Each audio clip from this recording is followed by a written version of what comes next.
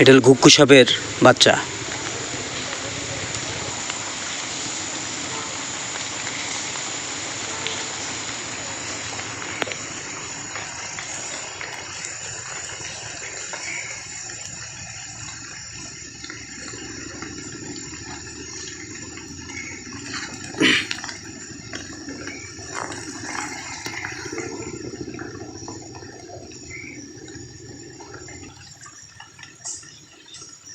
দেখছেন, এখনো তাজা আছে।